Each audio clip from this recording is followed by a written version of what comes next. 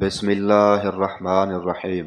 انس بن مالک رضی اللہ عنہ نے بیان کیا کہ رسول اللہ صلی اللہ علیہ وآلہ وسلم کی خدمت میں ایک برتن حاضر کیا گیا پانی کا۔ حضرت صلی اللہ علیہ وآلہ وسلم اس وقت مدینے کے نزدیک مقام زورا میں تشریف رکھتے تھے۔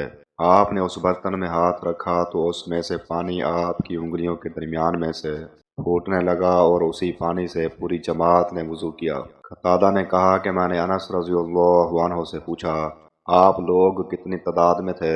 انہوں نے فرمایا کہ 300 ہوں گے یا 300 کے قریب ہوں گے۔ صحیح بخاری حدیث نمبر 3572۔ انس بن مالک رضی اللہ عنہ نے بیان کیا کہ نماز کا وقت ہو چکا تھا۔ مسجد نبوی سے جن کے گھر قریب تھے انہوں نے تو وضو کر لیا، لیکن بہت سے لوگ باقی رہ گئے۔ اس کے بعد نبی کریم صلی اللہ علیہ وآلہ وسلم کی خدمت میں پتھر کی بنی ہوئی ایک لگن لائی گئی۔ اس میں پانی تھا۔ آپ نے اپنا ہاتھ اس پر رکھا، لیکن اس کا منہ اتنا تنگ تھا کہ آپ اس کے اندر اپنا ہاتھ پھیلا کر نہیں رکھ سکتے تھے۔ چنانچہ آپ نے انگلیاں ملا لیں اور لگن کے اندر ہاتھ کو ڈال دیا۔ پھر اسی پانی سے جتنے لوگ باقی رہ گئے تھے سب نے وضو کیا۔ میں نے پوچھا کہ آپ حضرات کی تعداد کیا تھی؟ انس رضی اللہ عنہ نے بتایا کہ 80 آدمی تھے۔ صحیح بخاری حدیث نمبر 3575۔ حضرت جابر رضی اللہ عنہ نے بیان کیا کہ صلح حدیبیہ کے دن لوگوں کو پیاس لگی ہوئی تھی۔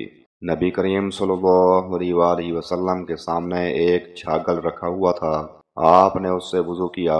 اتنے میں لوگ آپ کے پاس آ گئے۔ آپ نے فرمایا کیا بات ہے؟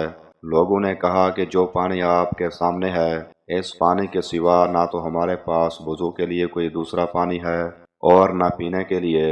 آپ نے اپنا ہاتھ چھاگل میں رکھ دیا اور پانی آپ کی انگلیوں کے درمیان میں سے چشمے کی طرح پھوٹنے لگا، اور ہم سب لوگوں نے اس پانی کو پیا بھی اور اس سے وضو بھی کیا۔ میں نے پوچھا آپ لوگ کتنی تعداد میں تھے؟ کہا کہ اگر ہم 1,00,000 بھی ہوتے تو وہ پانی کافی ہوتا۔ ویسے ہماری تعداد اس وقت 1500 تھی۔ صحیح بخاری حدیث نمبر 3576۔